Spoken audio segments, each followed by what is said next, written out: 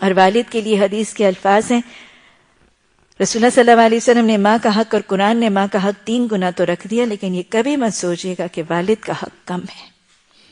حدیث کے الفاظ ہیں، تمہارا باپ تمہاری جنت کا دروازہ ہے، تمہارا باپ تمہاری جنت کا دروازہ ہے، تم چاہے اسے لے لو اور تم چاہے اسے چھوڑ دو۔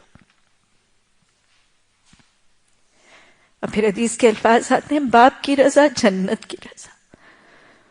گویا جس کا باپ راضی اس کا رب راضی، اور جس کا باپ ناراض اس کا رب ناراض۔ جنت کا راستہ بھی اور جنت کا دروازہ بھی باپ سے ہے، اور رب کی رضا اور رب کی ناراضگی بھی باپ کے ساتھ منسوب ہے۔ وہ واقعہ آتا ہے نا، اور اس میں بہت ایک لمبی سی نظم بھی ہے، شاعری بھی ہے۔ عربوں کے اندر شاعری کا رجحان بہت زیادہ تھا، اور ایک بہت خوبصورت سی اس میں شاعرانہ انداز میں بھی ایک شاعر نے اس واقعے کو لکھا ہے۔ واقعہ کچھ ایسے ہے کہ اللہ کے رسول صلی اللہ علیہ وسلم کے پاس ایک بوڑھا باپ اپنی شکایت اور شکوہ لے کر آیا، اور اس کا جوان بیٹا بھی اس کے ساتھ تھا۔ باپ نے اپنے بیٹے کو دکھا کر رسول رحمت صلی اللہ علیہ وسلم سے اپنی حالت زار بیان کی۔ باپ نے کیا کہا؟ بہت ہی خوبصورت سے وہ شاعرانہ الفاظ ہیں۔ I wish I could read it کہ آپ اس عربی کو سمجھ بھی سکیں۔ ترجمہ اتنا خوبصورت ہو ہی نہیں سکتا جتنے وہ شعر الفاظ خوبصورت ہیں۔ باپ نے کہا، یا رسول اللہ صلی اللہ علیہ وسلم، جب میں جوان تھا تو میں اپنے منہ کا لقمہ اس کو دیتا تھا، اس کی ضرورتیں حاجتیں اس کی پوری کرتا تھا، اپنا کل مال اپنی کل پونجی اس پر خرچ کرتا تھا۔ باپ ایسے کرتے ہیں، اس میں کوئی شک کی بات نہیں، کوئی انہونی بات نہیں کر رہا تھا، سب باپ ایسے کرتے ہیں۔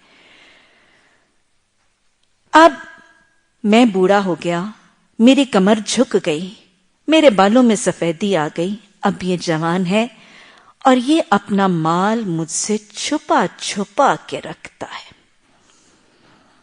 راوی کہتے ہیں کہ رسول اللہ صلی اللہ علیہ وسلم کو جو باپ نے اپنے بڑھاپے اور اپنی جوانی کے یہ واقعات کا اور اپنے بیٹے کا یہ شکوہ اس کے رویے کا کیا، رسول رحمت صلی اللہ علیہ وسلم کی آنکھوں سے آنسو جاری ہو گئے، اور کہتے ہیں کہ اتنا آپ صلی اللہ علیہ وسلم کی آنکھوں سے آنسو جاری ہو گئے کہ آپ کی داڑھی مبارک تر ہو گئی، اور آپ صلی اللہ علیہ وسلم نے پھر کچھ وقفے کے بعد اس بیٹے کے سینے پر آپ صلی اللہ علیہ وسلم نے ہاتھ مار کر کچھ فرمایا۔ اور یاد رکھیے گا، یہ جو تاکید آپ نے اس نوجوان بیٹے کو کی تھی، یہ صرف اس کو نہیں کہا تھا، یہ حدیث تمام بیٹوں اور بیٹوں کے ساتھ ان بہوؤں کو بھی تاکید ہے۔ آپ صلی اللہ علیہ وسلم نے اس بیٹے کے سینے پر ہاتھ مار کے فرمایا تھا، سن، تو اور تیرا مال تیرے باپ کے ہیں۔ یعنی آج تو جس مالی سطح پر پہنچا ہے، آج تو جو کمانے کے قابل ہوئے، جو تیرا علم، تیرا فن، تیرا ہنر، تیری یہ ساری صلاحیتیں تیرے ماں باپ کی محنت و کوششوں اور کاوشوں کی وجہ سے تھی۔ آج تو جس مقام پر کھڑا ہے، آج تو جو کما رہا ہے، یہ کس وجہ سے کما رہا ہے؟